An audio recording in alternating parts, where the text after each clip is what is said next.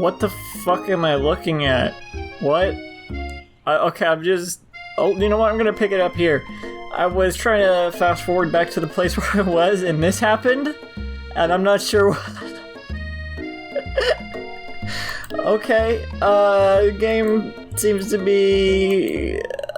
I don't know where the background is. I was at the place where they re-enter the classroom. That's where I was. So I'm past this. The background is just gone. Except for the blue... I don't know what I'm looking at. Did I saw this part before, right? Yeah. No, I definitely did. And Colonel Sanders, there's drama between... for some reason, I don't know. He's like being nice to Ashley. And Marge over here falling out with her, I guess. That book is back. Don't cast a spell. Okay, this is where I was. Sprinkles clears his voice. I missed something there. I'm not going back though, I'm not. I want you all to know I feel something of a dog moment coming on, but I assure you it's nothing to be afraid of. Excuse me. Well, by the way, welcome back to I Love You, Colonel Sanders. His cute little nose scrunches up and he begins to breathe quickly. What? He must be hungry. Reach for some old homework to give him as a snack. Dogs can be rather unpredictable, especially Sprinkles. Wait to see what happens. Yeah, especially after last time when you predicted wrong and you ate the rare ingredient or whatever. Sprinkles stops in his tracks. He focuses in on the window. The room is deadly silent. When you follow his gaze, you see a tiny orange squirrel perched on the cherry tree outside. Sprinkles turns feral and runs to the window of the classroom. He begins barking uncontrollably at the squirrel outside. Terrence! I told you never to come back here, Terrence! I will destroy you, Terrence! Sprinkles is barking ferociously, drool flying off his face. This is actually kind of funny. The squirrel looks over, but he doesn't say anything back. You wonder, is that even a talking squirrel? Who named him Terrence? You'd better not show your chubby cheeks around here ever again! After Sprinkles is satisfied that his presence has been felt by not only Terrence, but any other squirrel in hearing distance, which shouldn't be many because the windows are closed, he returns to his professional tone. I apologize for that outburst. This actually brings up an important point. Thank you, Rummel-kun, for reminding me to dole out this indispensable bit of wisdom. Here's some good wisdom. You see... But before he can go any further, Miriam's love drama spills over into the class. What? Sprinkles is interrupted by whirs and sparks coming from the back of the room. Oh no. What's going on with Miriam and Clank? I told you to save it for after class! You think I wanted to be thrown from a plane strapped to a stranger? Miriam and Clank appear to be arguing, but you still haven't learned to speak Clank's language of mechanical noises. I don't know how Miriam did. Whirr. But no, you had to show off your cool kid friends Jeff and Joan. J&J forever. Watch us form a triangle in midair as we descend. Triangles are the strongest shape, don't you know? Yeah, well that doesn't make it a great date. Beep. Whirr. Then take Jeff and Joan with you. You can all hold hands as you pedal down the mountain or up a cliff for all I care. Sad beep. Clank begins to shudder. Steam pours out of the gaps in his panels, and then a loud ding stops him in his tracks. Oh god! He's dead! Beep! No amount of seasoning is going to make me want to eat that, Clank! What? Oh god. Oh no. Clank burps... Yeah, I get it. Clank burps out a completely deep-fried sneaker. Considering that he himself... has wheels, not feet. It's not entirely clear where it came from. In terms of deep-fried footwear, I guess it looks okay? Clank slowly rolls out of the room. Clank slowly rolls out of the room to be alone with his shoe. Everyone tries to pretend like they didn't see that entire thing go down. Nothing like a loud public breakup to cast a pall over the final day of school. Well, that was unfortunate. But we mustn't be distracted from what lies ahead. The final competition, showdown challenge exam. Competition! With marzipans right. Alright. I'm still working on the title, but I think you get it. Test time approaches. See you all in the arena. But before you can think about your upcoming competition, there's a very beautiful soul nearby in need of a pep talk. Colonel Sanders? Or Miriam? Miriam. Hey, Miriam, are you okay? Okay! I'm so mad I could smash a tiny mug, spilling several droplets of hot cocoa all over the floor. How could he embarrass me in class like that in front of everyone? Her tiny cocoa is a delicious treasure, so you know that this breakup is no joke, even if the source of her frustration is such a silly boy.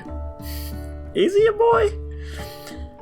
I know that you know this, but I'm gonna say it out loud. You don't need anyone. Me and you, we're gonna cruise through the final test and hit the carpool lane to Success City. Miriam brightens up, imagining the wind rushing through her short bangs, but she hesitates to embrace the feeling all the way. Are those bangs? I mean, I guess even if they're uneven, they're still bangs. I don't know about hair. I definitely wouldn't think to call them bangs. You're not gonna settle up on Colonel Sanders' stallion and ride off into the sunset without me. Of course not. Well, maybe, sort of, but I'm sure there's a pony out there with your name on it and a ranch big enough for both of us and whoever else we want to bring along.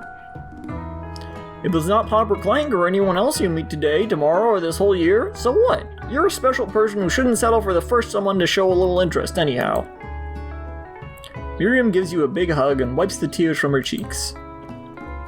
I should really review my menu for today. I'm gonna make a very special soup. They don't serve soup at KFC. And I bet that Professor Dog is gonna love it up. While you were pep-talking Miriam, you completely missed lunch. Oh wow, that's a first. one out of 3. But that's okay, because you had a better idea of how to spend the time before your exam. You decided to head to the arena early to practice a dish. This is it, the location of your final challenge, a test of will, a test of courage, a test of talent. And a chance to beat the pants off of Van the supposed man-man and his eviler counterpart, Ashley. As planned, you begin to run through a quick test of a recipe you've been working on. Ronald Coon's famous chicken pot pie. Okay, yeah, I got food. I didn't get the chicken pot pie, I got the mac and cheese bowl again because I actually really liked it last time. Yeah, I have another KFC dish here. I might have to heat it up, actually, because I got it a little bit ago. I don't know. I don't need to keep getting KFC before I record this, but I do like KFC. So, you know what? I ordered the Sweet Lightning Mountain Dew. They gave me a regular Mountain Dew this time. You would think they would want to get their special new KFC exclusive item right. I don't know. It was definitely Sweet Lightning Mountain Dew that was ordered. I can tell you that.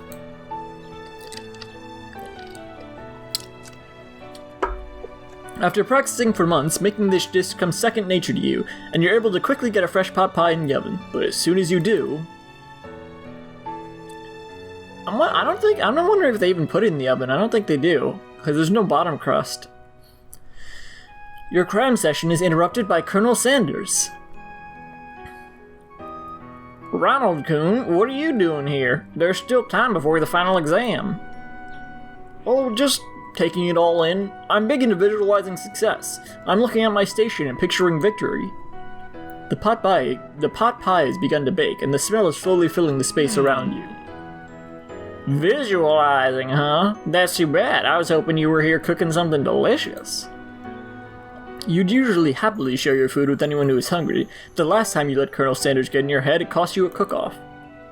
You decide that it's time to put your cooking above your romantic desires, but that decision gets hard to stick to when... Ding. The oven timer goes off behind... I just did a really faint ding. The oven timer goes off behind you. Ignore it like there was no sound at all. Fess up about your practice dish. I mean, you don't want it to burn, so... Okay, you got me. I'm doing a little bit more than visualizing. I know, my nose can smell a pot pie from 400 yards. That's an oddly specific distance, but you'd expect nothing less from such an oddly specific man. You knew it was a pot pie just from the smell?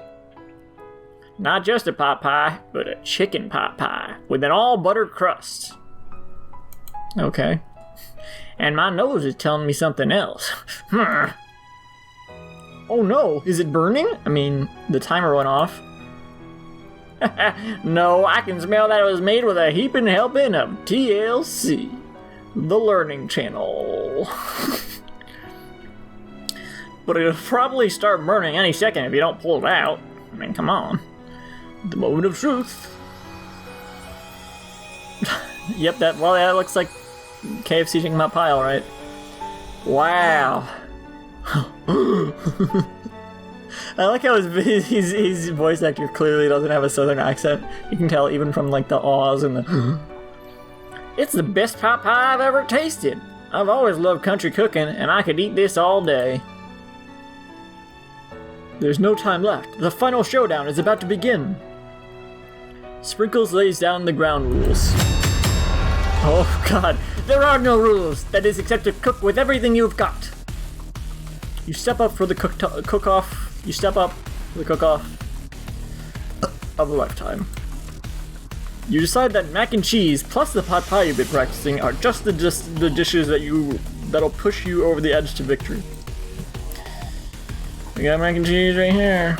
Meanwhile, both Van Van and Ashley are prepping wildly elaborate dishes per their usual over-the-top selves. Miriam has her giant magnifying glass and several sets of tweezers. She's definitely prepared to go big going small. Colonel Sanders seems to be harnessing his 11 herbs and spices, but he's trying to find a way to improve on something perfect.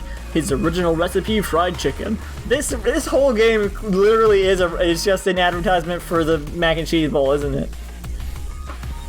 It's gonna be like, I know, we'll combine our strengths!